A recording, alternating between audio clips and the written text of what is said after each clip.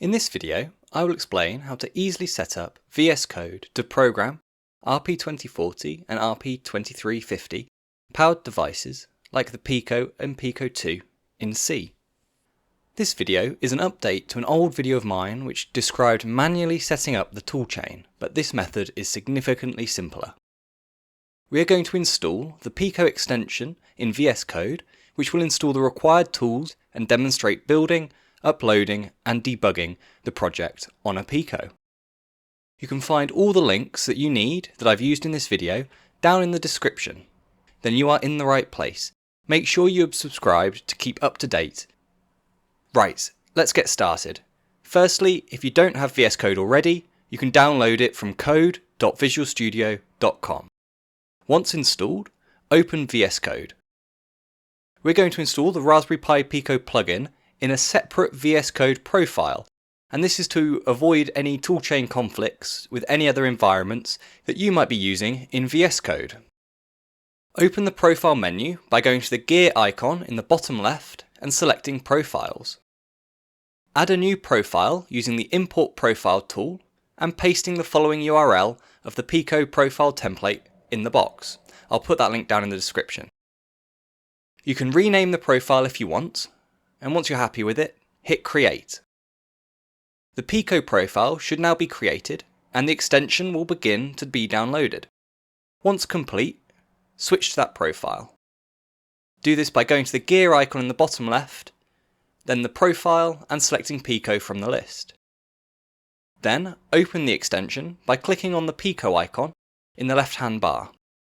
You may get a pop-up warning you that some elements are missing and it might prompt you to install them. Make sure that you do.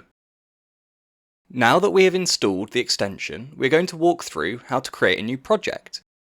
To create a new project, navigate to the Pico plugins, New C project, and here you can also create other MicroPython or Rust projects if you want to. You'll see a page that opens where you can name your project and select the board that you're running this on. If you're using any third-party RP2040 or 2335 boards, I'll cover that in a moment. Name your project and select where you want to store it. Then select the features that you want to include. Hit Create and some final downloading may occur. Just let that finish, so the first time might take a little bit longer than it does in the future. I am going to use the Blink example from the Pico SDK for the remainder of this video, just as a demonstration. So I've just copied that code in here. You can compile the project by selecting Compile in the extension menu, and you should see it compile without errors. To upload your project to a Pico, press and hold the Boot Select button on the Pico whilst connecting it to your PC.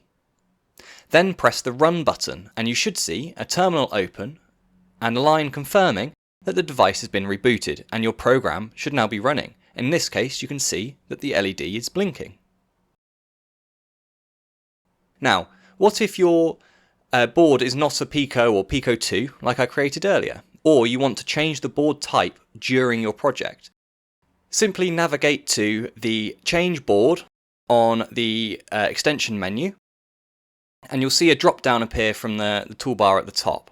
Select the board type that you are using from there. You may be prompted to restart the window, and this just rebuilds all the files that are required for this new board. Now, to debug a project, you need some sort of debugger. In my case, I'm using the Raspberry Pi debug probe. But you can also use another Pico to actually debug a Pico. In fact, I have a video on how to create one of these Pico probes. The link to that is in the cards above. Using the same Blink code, I'm going to add some breakpoints between the LED blinks as a demonstration, and then hit Debug in the extension menu.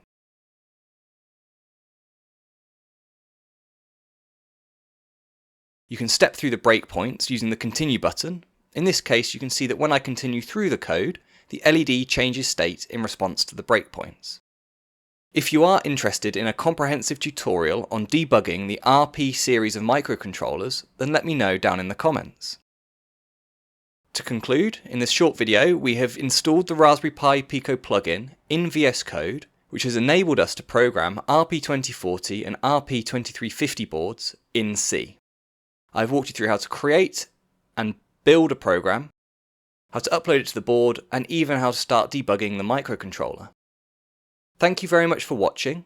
Leave a like on this video and consider subscribing if you have found this tutorial useful.